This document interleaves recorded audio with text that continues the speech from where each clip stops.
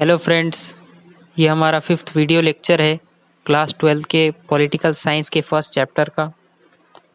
आज हम इस वीडियो में देखेंगे यूरोपियन यूनियन के बारे में और शेंगेन एरिया के बारे में। तो चलिए स्टार्ट करते हैं। Let us take a survey of some of the important regional organizations in the post cold war era. तो फ्रेंड्स, आज की इस वीडियो में हम पोस्ट कोल्ड वॉर एरा के बाद के कुछ इम्पोर्टेंट रीजनल ऑर्गेनाइजेशंस के बारे में देखेंगे। सबसे पहले हमें यहाँ पर यूरोपियन यूनियन के बारे में देखे रखा है, तो हम उसे देखते हैं। The second world war followed by the cold war gave rise to a constant instability which has always motivated the European countries to come together. It is on this basis that European Union was established. The European Union began as an organization which wanted to foster economic cooperation. The idea being that countries that trade with one another become economically interdependent and so more likely to avoid conflict. The European Coal and Steel Community and European Economic Community were created for this purpose in 1951 and 1957 respectively. Second world war के बाद जो cold war हुआ था, उससे लगातार अस्थिरता बढ़ रही थी। सेकेंड वर्ल्ड वॉर और कोल्ड वॉर की वजह से एक टेंशन वाला एनवायरनमेंट क्रिएट हो गया था। तो इसीलिए उस टाइम पर वर्ल्ड की सिचुएशन काफ़ी अस्थिर हो गई थी। बढ़ती हुई इंस्टेबिलिटी यानी अस्थिरता की वजह से यूरोप के कंट्रीज़ हमेशा इस बात के लिए मोटिवेट होते आ रहे हैं कि उन्हें एक साथ आना चाहिए। इस तरह के कंडीशंस ने यूरोपियन कंट्रीज़ को हमेशा साथ आने पर मोटिवेट किया है और इन्हीं कंडीशंस की बेसिस पर यूरोपियन यूनियन इस्टेब्लिश्ड हुआ था।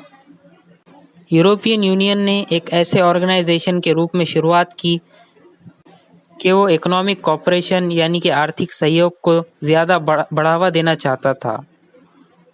शुरुआत में यूरोपियन यूनियन का मेन मोटिव इकोनॉमिक कोऑपरेशन यानी आर्थिक सहयोग ही था। यूरोपियन कंट्रीज़ का जो आइडिया था कि जो कंट्रीज़ आपस में एक दूसरे के साथ व्यापार करती है, आपस में एक दूसरे के साथ ट्रेड करती है, तो वो कंट्रीज़ आपस में एक दूसरे पर इकोनॉमिकली यानी आर्थिक रूप से निर्भर हो जाती हैं और ऐसी कंट्रीज़ आपस में कॉन्फ्लिक्ट्स को अवॉइड करती हैं। ऐसी कंट्रीज़ आपस में झगड़ा करने से, बैटल वॉर करने से बचती हैं। तो यूरोपियन कंट्रीज़ के साथ आने का ये आइडिया था। 1951 में European coal and steel community और 1957 में यूरोपियन इकोनॉमिक कम्युनिटी का क्रिएशन हुआ ताकि यूरोपियन कंट्रीज़ आपस में ट्रेड करे, आपस में व्यापार करे और कॉन्फ्लिक्ट्स को अवॉइड करे और आर्थिक रूप से एक दूसरे पर निर्भर हो जाए। आगे देखते हैं। Later these various organizations merged together and were referred to as the European community. In 1973, an agreement was signed to create a European Parliament. The process of creating a single market for the European Union began in the 1980s and was completed in 1993. The Maastricht Treaty was signed on 7th February 1992 to create the European Union. This treaty led to the expansion of spheres of cooperation which now included internal affairs, judicial matters, foreign and defense policies. The treaty led to the creation of an economic union which had a common currency, the euro. The euro is the official currency of 19 out of 28 countries of the EU. These countries are collectively known as Eurozone. कुछ time के बाद इन organisations को आपस में जोड़ दिया गया और इन ऑर्गेनाइजेशंस को जोड़ने के बाद इन्हें यूरोपियन कम्युनिटी के नाम से रेफर किया जाने लगा। मतलब कि इन ऑर्गेनाइजेशंस को यूरोपियन कम्युनिटी का नाम मिल गया। 1973 में यूरोपियन पार्लियामेंट को क्रिएट करने के लिए एक एग्रीमेंट साइन हुआ। यूरोपियन कंट्रीज चाहते थे कि एक यूरोपियन पार्लियामेंट क्रिएट हो, इसलिए 1973 में एक एग्रीमेंट साइन हुआ ताकि यूरोपियन पार्लियामेंट का क्रिएशन हो सके। यूरोपियन यूनियन के लिए सिंगल मार्केट बनाने का प्रोसेस 1980s में शुरू हुआ और 1993 में कंप्लीट हुआ। सिंगल मार्केट क्या होता है? सिंगल मार्केट एक तरह का ट्रेड ब्लॉक है जो कि ऑलमोस्ट सारे ट्रेड बैरियर्स को हटा देता है और इस बात की पुष्टि करता है कि ट्रेड कंट्रीज में बिल्कुल फ्री फ्लो हो। यूरोपियन यूनियन का सिंगल मार्केट इस बात की गारंटी करता है कि गुड्स, सर्विसेज, लेबर्स और कैपिटल को फ्री मूवमेंट मिले।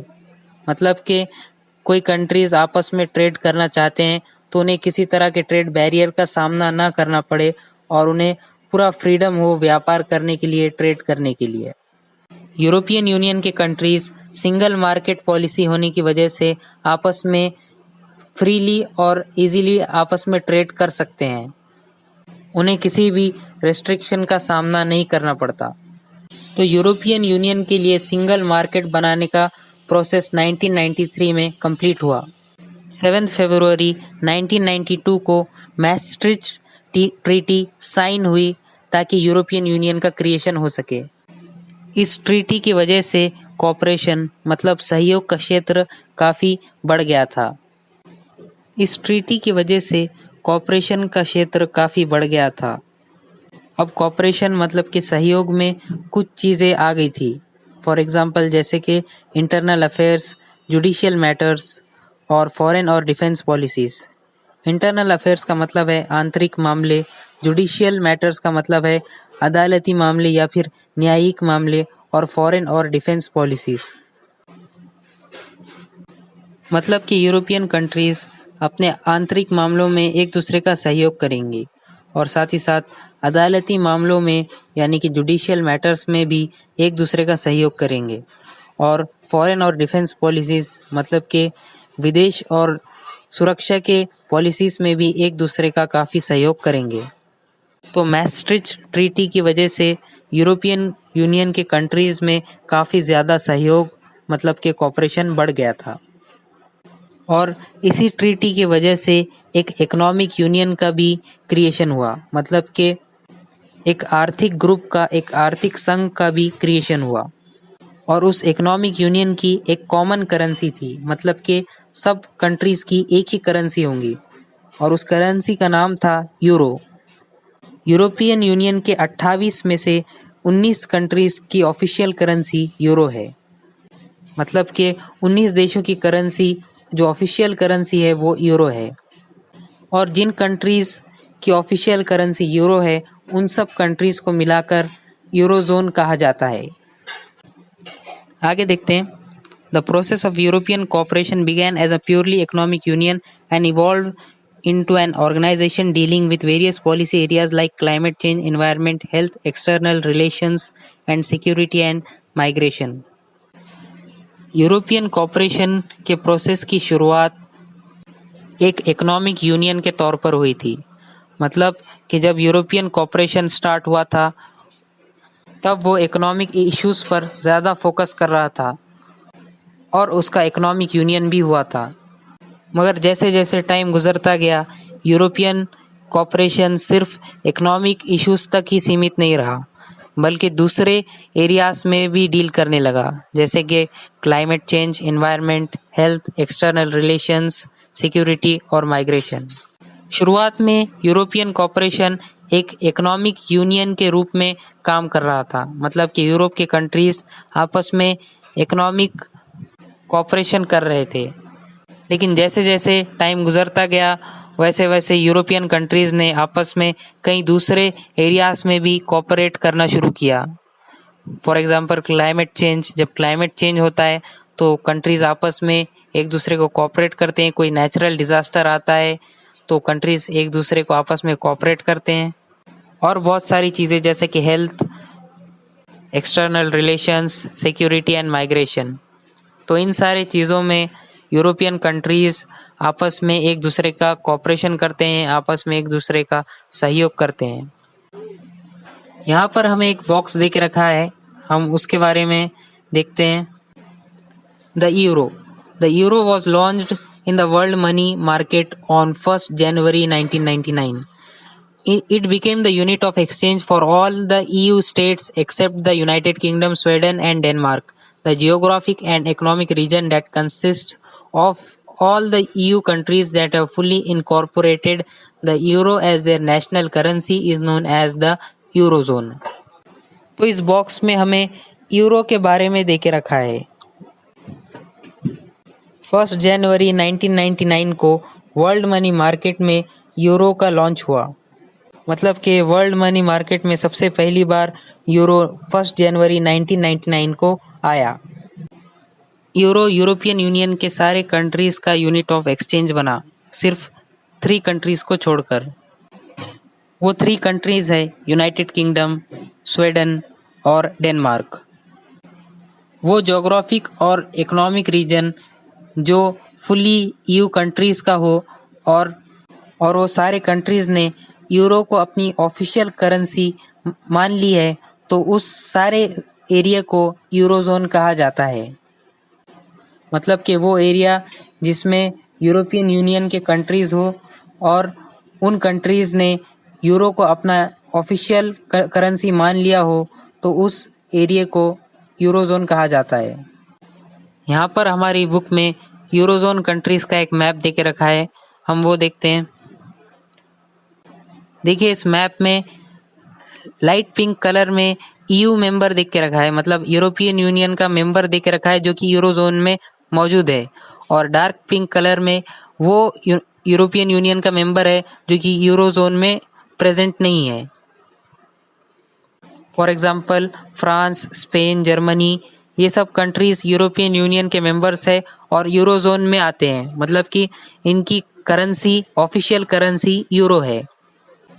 और जो डार्क पिंक कलर में कंट्रीज है जैसे कि Sweden, Poland, Romania, Hungary, Bulgaria, ये सारे कंट्रीज यूरोपियन यूनियन के मेंबर्स तो हैं पर यूरोजोन में नहीं आते, क्योंकि इन सारे कंट्रीज की ऑफिशियल करेंसी यूरो नहीं है। तो चलिए आगे देखते हैं। The creation of the Schengen area is one of the greatest achievements of the EU. The Schengen Agreement, covering the abolishment of the internal borders between countries, was signed in 1985. The agreement was signed by the 5 European countries: France, Germany, Belgium, Luxembourg, and Netherlands. In Schengen, a small village in southern Luxembourg. The Schengen visa is the most common visa for Europe. The Schengen area is an area without internal borders. In this area, nationals of EU and even non-EU nationals, including business people and tourists, can travel from country to country freely and easily. They do not have to go through checks and controls when they pass from one country to another. Today, 22 out of 28 countries of the European Union are part of Schengen area. तो यहाँ पर हमें Schengen area के बारे में देख रखा है। शेंगेन एरिया यूरोपियन यूनियन के सबसे बड़े अचीवमेंट्स में से एक है। शेंगेन एरिया का क्रिएट होना यूरोपियन यूनियन के लिए एक बहुत बड़ी अचीवमेंट है। अब जानते हैं हम शेंगेन एग्रीमेंट के बारे में कि शेंगेन एग्रीमेंट क्या है। शेंगेन एग्रीमेंट यूरोपियन कंट्रीज के बीच में साइन हुआ था। शेंगेन एग्रीमेंट 1985 में साइन हुआ था। शेंगेन एग्रीमेंट के तहत जितनी भी कंट्रीज शेंगेन एरिया के अंदर आती है वो सारी कंट्रीज अपने बॉर्डर्स को ख़त्म कर देंगी। मतलब कि वो कंट्रीज अपने इंटरनल बॉर्डर्स को ख़त्म कर देंगी। फॉर एग्जांपल अगर कोई फ्रांस में हो और वो जर्मनी जाना चाहता है तो बीच में कोई भी बॉर्डर नहीं होगी, वो डायरेक्टली जा सकता है। शेंगेन एरिया के कंट्रीज में आपस में इंटरनल बॉर्डर्स नहीं है। शेंगेन एग्रीमेंट का नाम लग्जमबर्ग के एक छोटे से विलेज के ऊपर रखा गया है जिसका नाम शेंगेन है, और इसी विलेज के नाम पर शेंगेन एरिया का नाम रखा गया है, और शेंगेन एग्रीमेंट का नाम भी इसी विलेज के नाम पर रखा गया है। इस एग्रीमेंट को 5 यूरोपियन कंट्रीज ने साइन किया था, जो कि है फ्रांस, जर्मनी, बेल्जियम, लग्जमबर्ग और नेदरलैंड्स। इन 5 कंट्रीज ने लग्जमबर्ग के एक छोटे से विलेज जिसका नाम शेंगेन है उसमें इस एग्रीमेंट को साइन किया था। शेंगेन वीज़ा यूरोप का सबसे कॉमन वीज़ा है। मतलब कि शेंगेन एरिया में बहुत सारी कंट्रीज आती है और सारी कंट्रीज का एक कॉमन वीज़ा है। हर कंट्री का अपना अलग अलग वीज़ा नहीं है, एक कॉमन वीज़ा ही है। शेंगेन एरिया वो एरिया है जिसमें इंटरनल बॉर्डर्स नहीं है। जैसे कि मैंने आपको पहले बताया, कंट्रीज के आपस में इंटरनल बॉर्डर्स नहीं है। शेंगेन एरिया के अंदर जितनी भी कंट्रीज है उनके आंतरिक बॉर्डर्स नहीं है। शेंगेन एरिया में यूरोपियन यूनियन के सिटीजन्स और नॉन यूरोपियन यूनियन के सिटीजन्स भी, जो कि बिजनेस पीपल और टूरिस्ट को मिलाकर, एक कंट्री से दूसरे कंट्री ट्रैवल कर सकते हैं। मतलब कि यूरोपियन यूनियन और नॉन यूरोपियन यूनियन के सिटीजन्स भी, जो कि बिजनेस पीपल और टूरिस्ट को मिलाकर भी हो, तो एक कंट्री से दूसरे कंट्री बिजनेसमैन पीपल और टूरिस्ट आपस आसानी से ट्रैवल कर सकते हैं। उन्हें किसी भी तरह की दिक्कत का सामना नहीं करना पड़ता है। उन्हें किसी भी चेक्स और कंट्रोल्स का सामना नहीं करना पड़ता जब वो एक कंट्री से दूसरे कंट्री को जाते हैं। चाहे यूरोपियन यूनियन के सिटीजन हो या ना हो, या फिर कोई भी हो, बिजनेसमैन हो या फिर कोई टूरिस्ट हो, तो वो इजीली शेंगेन एरिया में ट्रैवल कर सकता है without any restriction. European union के 28 कंट्रीज में से 22 कंट्रीज शेंगेन एरिया का पार्ट है। यहाँ पर हमें शेंगेन एरिया के बारे में देख रखा है। शेंगेन एरिया का एक मैप देख रखा है, वो देखते हैं। यहाँ पर हमें कुछ कंट्रीज है, शेंगेन एरिया की कंट्रीज देख रखी है, और ये 3 अलग अलग कलर्स में है। कुछ कंट्रीज येलो कलर में, कुछ लाइट ब्राउन कलर में और कुछ डार्क ब्राउन कलर में। येलो कलर में जो कंट्रीज है, जैसे कि Spain, France, Germany, Poland, Sweden, Finland, Estonia, Latvia, ये सारे कंट्रीज स्केंजन एरिया में, शेंगेन एरिया में आते हैं और यूरोपियन यूनियन के मेंबर्स भी हैं। मतलब ये कंट्रीज शेंगेन एरिया के हैं और यूरोपियन मेंबर्स भी है। और कुछ कंट्रीज जो लाइट ब्राउन कलर में, जैसे कि Belarus, Ukraine, Serbia Herzegovina, Bosnia Herzegovina, Serbia, ये सारे कंट्रीज ईयू मेंबर है, यानी कि यूरोपियन यूनियन के मेंबर्स है, मगर शेंगेन एरिया में नहीं आते। और कुछ कंट्रीज डार्क ब्राउन कलर में देख रखे हैं, जैसे कि रोमानिया, बुल्गारिया, क्रोएशिया, नॉर्वे, ये सारे कंट्रीज शेंगेन एरिया में आते हैं मगर यूरोपियन यूनियन के मेंबर्स नहीं है। आगे देखते हैं, हमें यहाँ पर एक बॉक्स देख रखा है, इसमें हमें शेंगेन वीज़ा के बारे में देख रखा है, वो देखते हैं। A Schengen visa allows eligible individuals to travel freely within the 26 participating Schengen area countries. This means travelers in Europe will not be subject to border checks at internal Schengen borders and enter various Schengen countries directly. Schengen area में total 26 countries है, और जो Schengen visa है वो Europe का सबसे common visa है। Schengen visa individuals को ये अलाउ करता है कि वो 26 कंट्रीज जो उसके अंदर है उसमें फ्रीली ट्रैवल करें। मतलब कि उन्हें कोई भी रेस्ट्रिक्शन का सामना नहीं करना पड़ेगा। उनके कोई बॉर्डर चेक्स नहीं होंगे। जैसे कि कोई अगर ट्रैवलर है जो फ्रांस से जर्मनी जाना चाहता है, तो बॉर्डर पर उसे चेक नहीं किया जाएगा, उसे फ्रीली जाने दिया जाएगा। और इसी तरह से वो कोई भी ट्रैवलर पूरे शेंगेन एरिया में फ्रीली ट्रैवल कर सकता है और एक कंट्री से दूसरी कंट्री जा विदाउट एनी रेस्ट्रिक्शन। तो आज की वीडियो में बस हम इतना ही देखेंगे। जो लास्ट पार्ट है हमारे इस चैप्टर का, वो हम नेक्स्ट वीडियो में देखेंगे। आई होप आपको ये समझ में आया होगा। अगर आपको कोई डाउट है तो आप मुझसे कमेंट सेक्शन में कमेंट करके पूछ सकते हैं। Thank you.